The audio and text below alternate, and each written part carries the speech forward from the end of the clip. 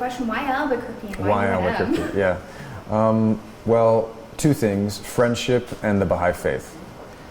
And they're sort of the same thing. I can explain. A close friend of mine. I'm a Baha'i. Friend of mine who is a Baha'i. Also knew some students here at UNM, and so the UNM Baha'i Club invited me if I wanted to speak, if we could find a subject that was something that we thought was like really interesting, inviting people into essentially the community building activities that Baha'is around the world are engaged in, you know, regardless of faith, regardless of age, regardless of background, really built around the unifying principles of Baha'u'llah, the essential principle being the oneness of humanity, the consciousness of the oneness of humanity. So how do we come to recognize that? So me being a public figure, you know, to some degree, friends here thought it might be interesting for me to share my story about how I, in an industry and a culture that is, you know, has a lot of materialism and self, you know, at its core, you know, what has been my experience of coming to these teachings and striving every day to orient myself towards a life of service and sacrifice, you know, to others, which seems to be the key to happiness. We all kind of know that ism, that age-old ism, but it's like, how do we really live that? And that is, I think, that's one of the things we use the Baha'i teachings as a resource for. Okay. Yeah. Well, are you going to talk about, I assume, the film industry a little bit, or your experience as well? Well, yeah, I mean, I think it's all related. It's like, partly it's a conversation, so half of it is going to be a Q&A, which I am most interested in, to be honest. Like, I'm sure I'll say what needs to be said if that's a thing, but I'm really interested to hear from people, and particularly young people, you know. It's like, the period of youth is a really significant time in life where if we can take our developing powers and kind of hone them and train them and discipline them with this attitude towards service, I mean, you know, you can kind of set yourself off on a path you never could have conceived of, and it's so again, like, I think for me, coming to it actually kind of late in life, like in my late 20s, having already had 15 years of a career in television, you know, so I mean, I think for me, yeah, it's been an interesting path, and it sounded like others might find it interesting, so I'm here to tell my story as much as that is interesting and helpful, and then beyond that, I'm really interested in what others are sharing. What's the most valuable piece of advice you've gotten for your career, or even in life? Yeah, you know, I would say, this qualifies as advice. Let your heart burn with loving kindness for all who may cross your path. That is something from the Baha'i writings that actually I think I have seen. Some of my closest friends now are people who've come up to me because they recognize me. I'm thinking of two people mainly. And they're both young. They're both about like 24, 25.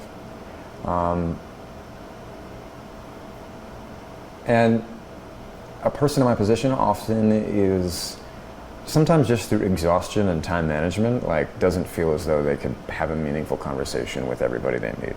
And it's true, maybe you can't have a meaningful conversation with literally everybody you meet. But if you have an orientation towards, like, really seeing the world as an international, as a single community to some degree, an interconnected, interdependent, global community of potential friends. I know it sounds, I know it might sound a little saccharine, but there's just there seems to be a lot of misperceptions and misconceptions about others that are making public conversations more and more divided and volatile. So if we let our hearts burn with loving kindness for all who cross our path, I mean, it's a tall order. but it's an orientation towards friendship, you know. And I think it's like in my mind, like when in doubt, friendship. When in doubt, believe in the capacity of another human being to like really connect with you in that moment. And I think it's unfortunate that people in my position, being a public figure, you know, sometimes you don't, I think you're challenged to believe that about others because you get a lot of people coming at you. So everyone that's attending tonight, is there anything you hope they take away from tonight in the conversation? To be honest, that is a really deep question. I can't purport to know what it is that each person needs to take away from a conversation like this one. So I hope that a number of people have their curiosity piqued, their intrigue is sparked.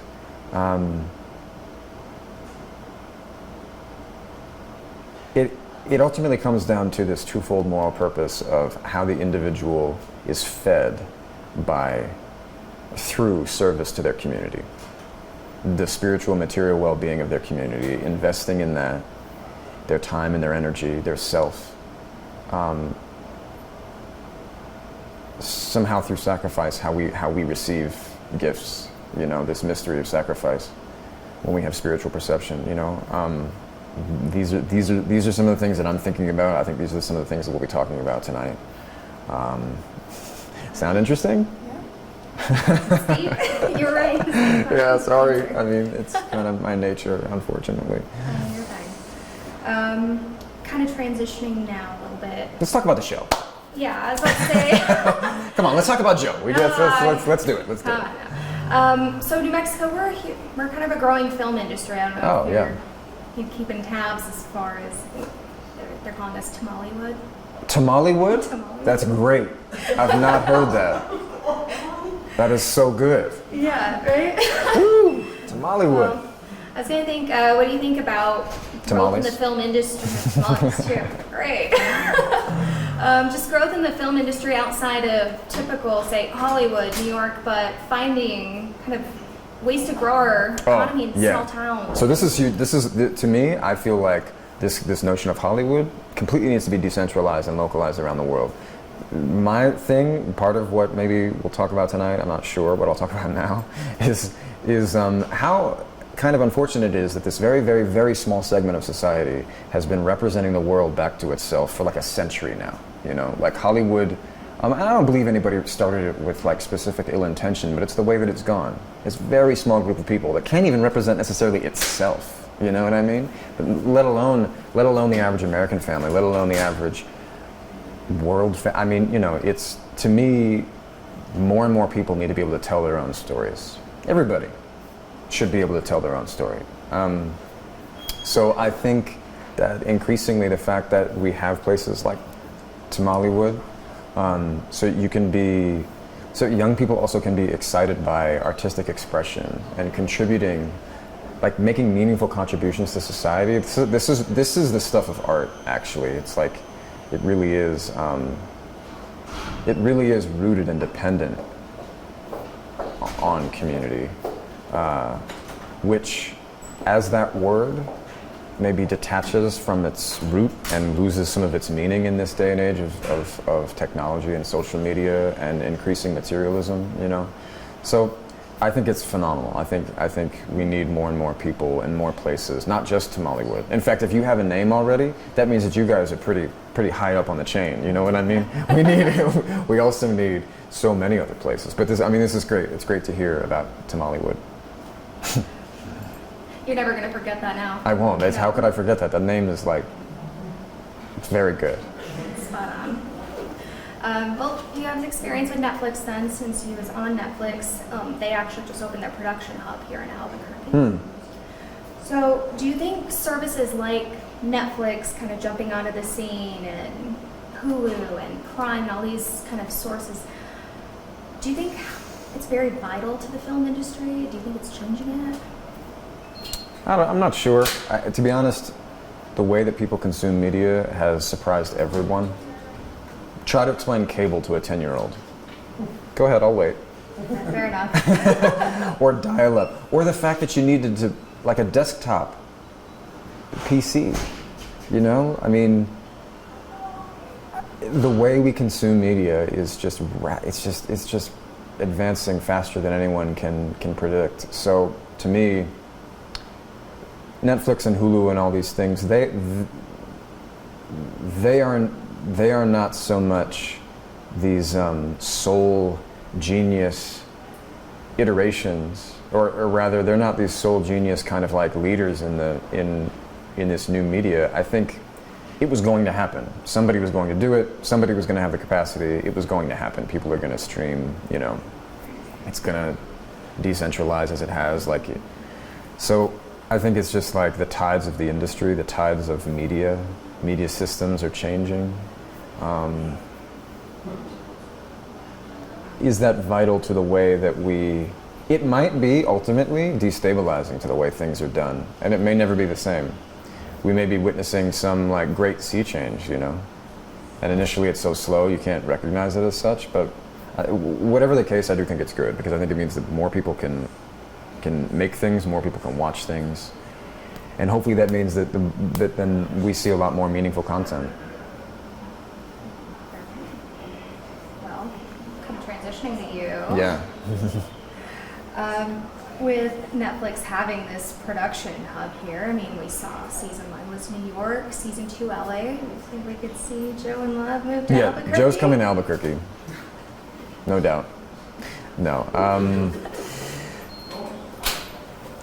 You know, they got to take him somewhere after the 3rd season. I think the 3rd season, I can't say, it would be really irresponsible of me to try and say something, but it could be season 4, can this show go 5 seasons? I don't know. The concept is pretty tough. I think Joe's got to go to prison or die after season 3 or 4. I think. I don't know.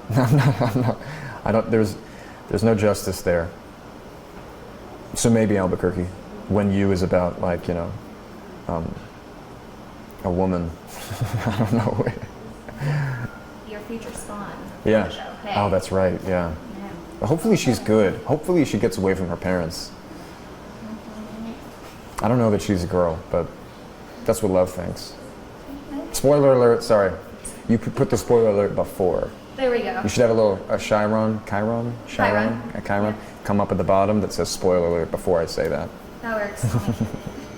Well, and spoiler alert, do you have any theories about that season 2 cliffhanger with the neighbor?